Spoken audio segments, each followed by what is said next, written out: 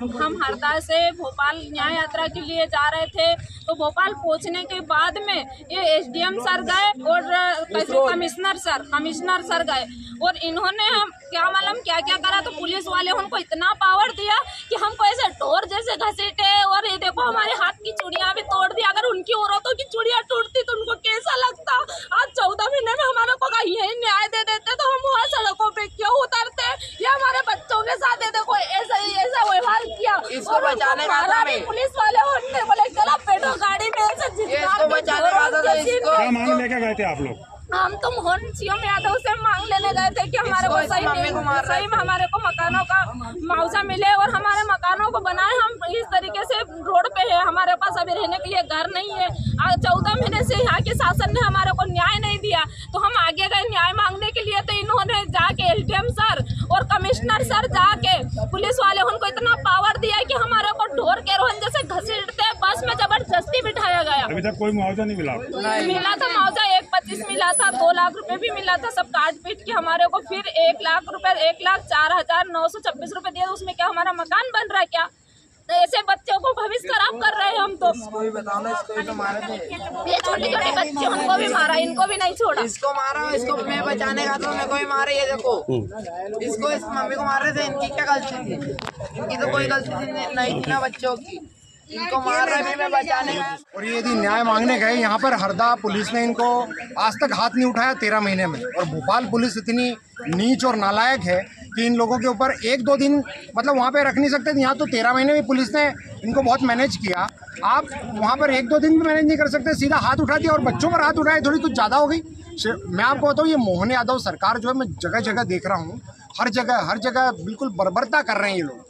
ये कुछ अति ज़्यादा कर रहे हैं। और हम आपको बता दें कि हम जितने सामाजिक संगठन के लोग हैं, हम इसका ईंट का जवाब पत्थर से देंगे ही देंगे।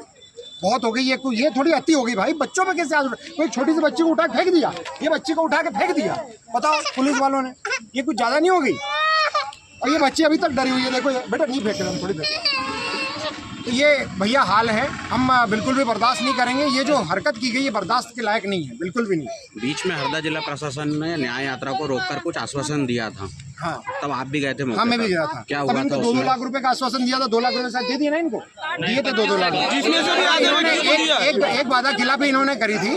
इन्होंने कहा था कि एनजीटी के अतिरिक्त 2 लाख देंगे, लेकिन उन्होंने एनजीटी के उसमें मिला लिया 2 लाख रुपए। पर हाँ, इस समय ये कि उस समय मैं चूंकि बीच में पड़ा था, तो 2 लाख रुपए इनको सबको दिया गया। सबको नहीं, 25 को भी दिया, 25 लोगों को दिया गया। 25 लोगों को दिया। अभी ये लोग न्याय यात्रा किस मांगों को लेकर की इनने? घायलों को तो कुछ मिला ही नहीं अभी तक। भैया घायलों को अभी तक पेमेंट नहीं मिला है। अभी घायल भैया वो तो जा ही नहीं पा रहे हैं ना, वो तो चलने लायक बचे ही नहीं, उनको तो कुछ मिला ही नहीं है ना।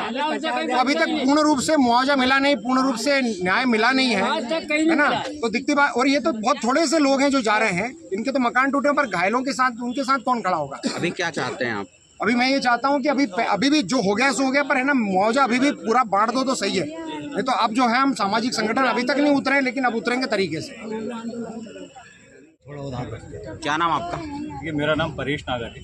कहाँ से हैं आप? मैं ओबेदुल्लागंज से हूँ, रायसेन जिले से। लेकिन मैं हरदा ब्लास्ट पीड़ितों के साथ पहले दिन से हूँ। 15 दिन की जो भूख हड़ताल थी उसमें भी मैं बैठा था। कोर्ट में अभी जो मामला चल रहा है, चाहे वो एनजीटी हो, सुप्रीम कोर्ट है, हाई कोर्ट में, वहाँ भी हम लड़ाई लड़ रहे हैं। हरदा ब्लास्ट के पीड़ित 3 अप्रैल को अपनी मांगों को लेकर मुख्यमंत्री मोहन यादव जी से मिलने के लिए जा रहे थे पैदल।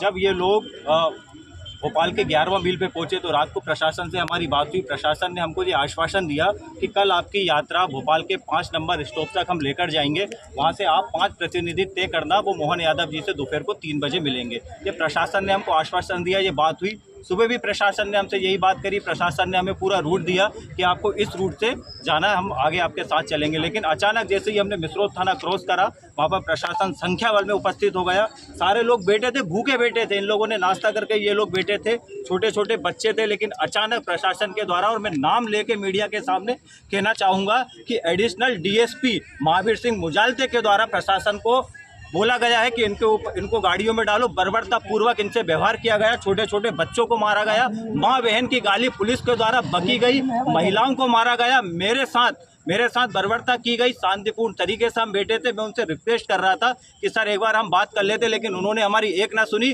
और बिल्कुल ये बोलते हुए कि यहाँ भीख मांगने आ जाते हो, इस तरह से उन्होंने इन शब्दों का उपयोग करा। शर्म आना चाहिए। आप खाकी वर्दी में हो, आपका काम सेवा करने का है, ना कि अहंकारी सत्ता के साथ चलने का है, ना ही तानाशाही करने का है। ये रवैया बिल्कुल भी बर्दाश्त नहीं किया जाएगा। जिस तरह से पीड़ितों को आज मारा गया है, ये बोले ये तो अपने हकों के लिए गए थे यहाँ से, ये तो अपराधी है नहीं। अपराधी को आप खुलेआम छोड़ रहे हो, अपराधी के ऊपर कार्रवाई नहीं कर रहे हो। इनको सिर में मारा है और लोगों के मोबाइल जो वीडियो बना रहे थे, मोबाइल छीन कर फेंक दिए गए हैं। बदतमीजी की गई है, गाली गलौज की गई है। ये पुलिस है मध्य प्रदेश की, ये मोहन सरकार का प्रशासन है। सवाल पूछना चाहते हैं मोहन सरकार से, और इसके लिए चाहे हमें कोर्ट जाना पड़े। और ये कहना चाहता हूँ आपके माध्यम से महावीर सिंह मुजालते जी से कि इतना अहंकार ठीक नहीं है साहब। आप डीएसपी हो, आपके अंदर सभ्यता होना चाहिए, आपके अंदर बोलने का तरीका होना चाहिए। लेकिन जिस तरह से आपने अहंकारी शब्दों का उपयोग करा, जिस तरह से आज हम लोगों को नीचा दिखा के मारने का प्रयास किया, ये सहन नहीं किया जाएगा। इसके लिए कभी कोर्ट भी जाना पड़े, कोर्ट जाएंगे। और मोहन यादव जी मुख्यमंत्री से हमारी मांग है कि सख्त इनको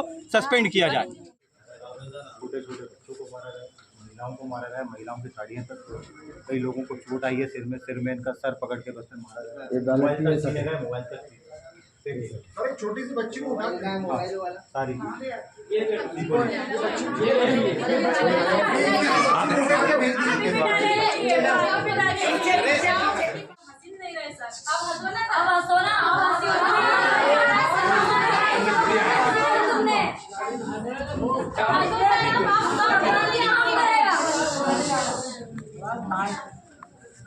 तुम्हारा और बच्चे सबको होना चाहिए।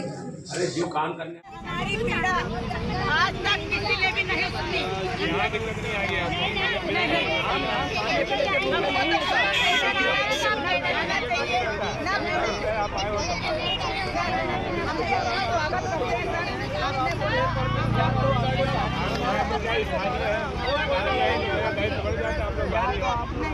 खबर तो सबको थी सारी, ऐसा तो है नहीं। हम आओगे नहीं बुलाते, हम नहीं बैठ जाते।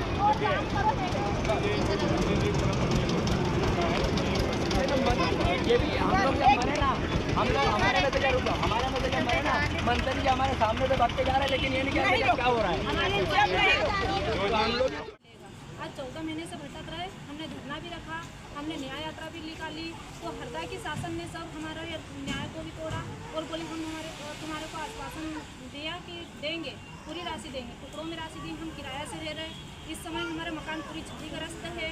तो हमारी मांग ये है मोहन यादव जी से कि अगर कभी हमारा ही न्याय कभी पूरा कर दे और आरोपी को पूरी सख्त से सख्त कार्रवाई करके उसको जेल में ही रहने देते, तो शायद ये नहीं होता कि 21 पब्लिक जो मरी है ये देवास जिले की भिंडिया की, वो आज ये हादसा नहीं होता।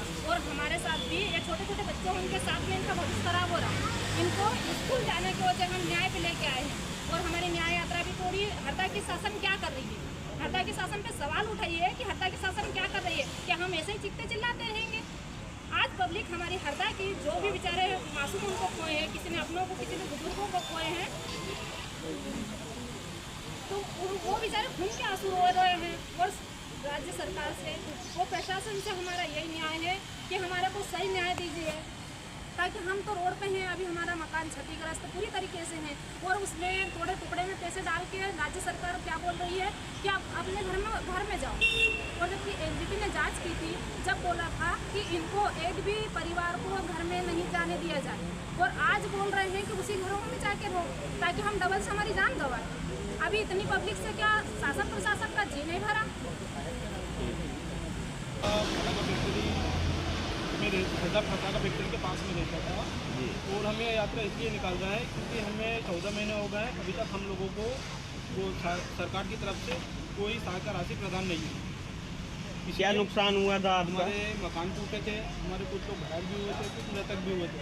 इसमें मृतकों को दिया गया है और बाकी इसके बाद में मकान वालों को और घायलों को एक छोटी सी राशि देकर हटा दिया गया, इसलिए हम ये न्याय यात्रा निकालते हैं। कितने इस प्रकार से आपके जैसे कितने वहाँ परिवार पीड़ित हैं?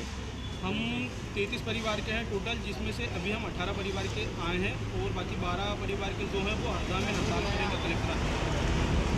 आपको कोई क्या मांग है तो आपकी सरकार से क्या मांग है? सरकार से कि जो हमारे मकान का मार्केट मूल्यांकन के हिसाब से जो न्यायालय में शुरुआत में कहा गया था, हर एक मकान के 5-5 लाख रुपए पर सदस्य पे 2-2 लाख रुपए ये हमें दे दिया जाए एक साथ में, क्योंकि हमें जब भी दिया है टुकड़े में दिया है और हमसे कहा गया है कि हमें आपका पेमेंट नहीं काटेंगे। और अब हमारा हरदा पटाखा पीड़ित परिवार से हूँ।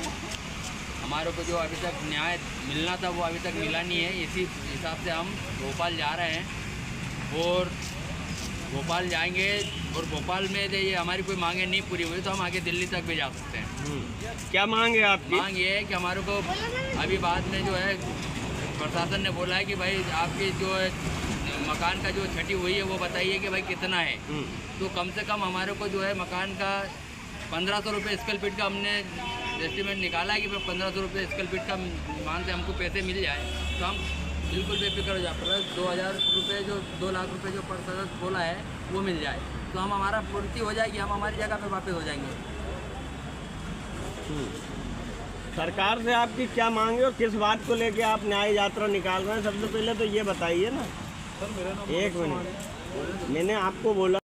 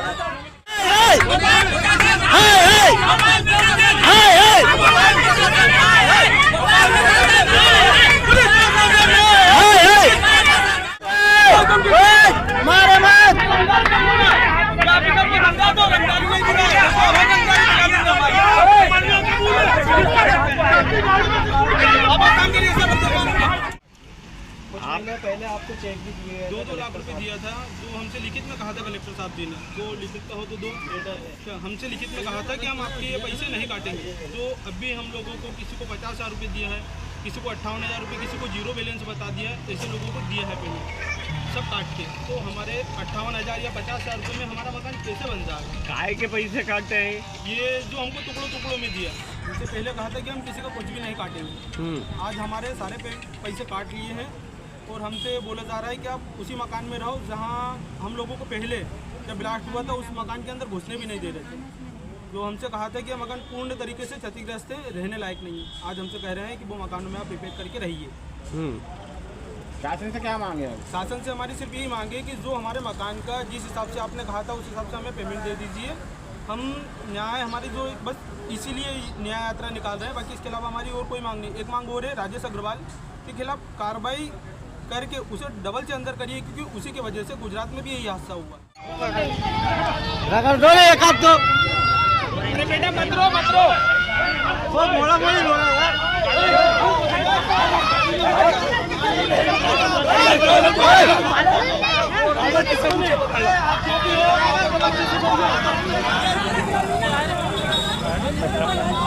कुछ नहीं, चलो कोई नहीं, अरे कोई नहीं, नंबर देख कर ले लो। नंबर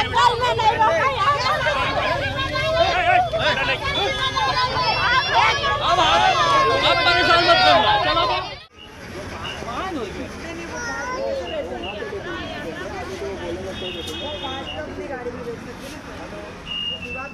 सो जाएंगे जब जंगल में सो गए, जब कोई नहीं गया। ये तो सिटी है, बड़े छोटे बच्चे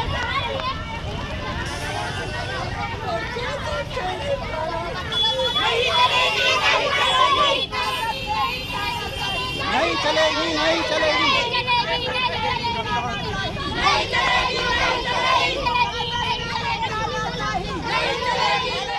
परिवार से हूँ, मेरे को मारा ही पुलिस वालों ने, मेरे मुंह पे जो देख रहे हो आप, यहाँ पे भी मारा इन्होंने, सिर में मारा ये है। और दूसरा ये देखो ये खून है मेरे को, मैं झूठ नहीं बोलूँगा। इन लोगों ने हमारे साथ बहुत जबरदस्ती करी है। और हमारे महिलाओं के साथ भी मारा ठोकी हुई है। मेरी मिसेज को मारा है, मेरे बच्चे का ये सट फटा हुआ दिख रहा है। हालांकि मेरा ये बटन मेरे बालक को, छोटे से बालक को भी मारा है इन लोगों ने। अब हमारी क्या स्थिति है? हम खुद पीड़ित परिवार होके हम मार खा रहे हैं, हम मुजरिम बन रहे हैं और ये लोग बिल्कुल आजाद घूम रहे। तो हमारी क्या गलती है साहब? हम हक मांगने गए थे, हम मारने नहीं गए थे वहाँ पे, लेकिन इन लोगों ने वहाँ भी करी हमारे साथ ये